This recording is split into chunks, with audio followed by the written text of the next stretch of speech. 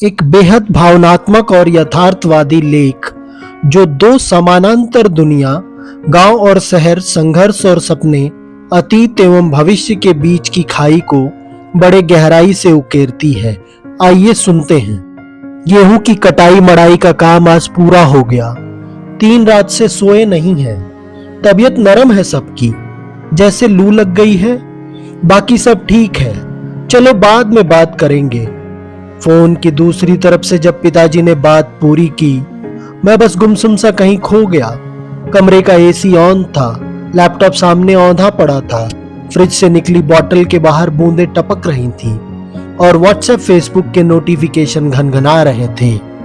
हम वो लोग हैं जो पीढ़ियों में पहली बार गांव से बाहर जगह बना रहे हैं। ऐसे में हमारी दो दुनिया समानांतर चलती हैं। एक दुनिया कहीं दूर गांव में खेत खलिहानों में काम करते घर वालों, पोखर किनारे चरती हुई गाय भैंसों, 2 जून की रोटी के लिए कड़ी मेहनत करते मित्रों और बरसात में टपकती जर्जर घरों में कैद है। तो दूसरी कैरियर बनाती संघर्षरत दुनिया, जिसमें है नौकरी पाने बचाने का संघर्ष, सीमित संसाधनों के बावजूद सुनहरे कल की उम्मीद, बतौर किराएदार वाली जहालत, एकाकी जीवन और अजनबी शहर से हर रोज की चुनौतियों से लड़ता, उसे अपना बनाता मन।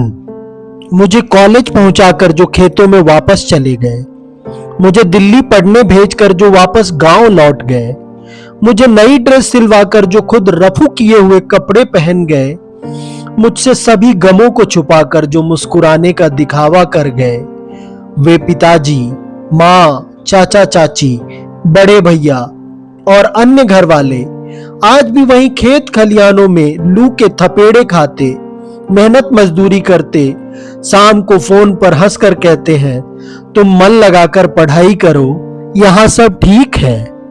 मेरा मन मुझसे बार बार पूछता है, मैं उनका कुल दीपक क्या कर पाया मैं उन सब के लिए, जिन्होंने मुझको यहां तक पहुंचाने में खुद को खपा दिया, जो खुद को जलाकर मेरी लौ को रोशन कर गए।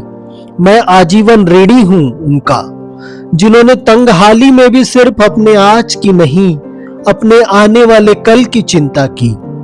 भले ही कड़ी मेहनत की, खेती बाड़ी की, मजदूरी की, एक जोड़ी धोती में जिंदगी काट दी, लेकिन अपने आज को अपने कल की तस्वीर नहीं बनने दिया। अपने स्वर्णिम कल के सपनों को अपनी अगली पीढ़ी के माध्यम से संवार दिया। मेरे गांव के जाने कितने घर हफ्तों से खेतों खलिहानों में पड़े हैं। जाने कितने लोग मजदूरी करके इसी समय साल भर के खाने का जुगाड़ कर रहे हैं।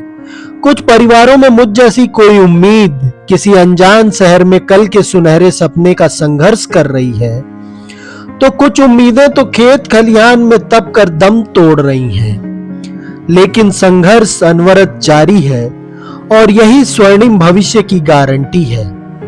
और अंत में मैं यही कहूंगा कि रोटी की कीमत सिर्फ बाजार तय नहीं करता, कुछ कीमत तो खेत खलिहान भी मांगते हैं। कुछ त्याग, कुछ आंसू, कुछ उम्मीदें। हमारी थाली में सजी रोटी के पीछे की ऐसी अनेक कहानियां हमारे लिए कितना मायने रखती हैं, क्या हम समझते हैं उनकी कीमत? तनिक विचार कीजिएगा। धन्यवाद।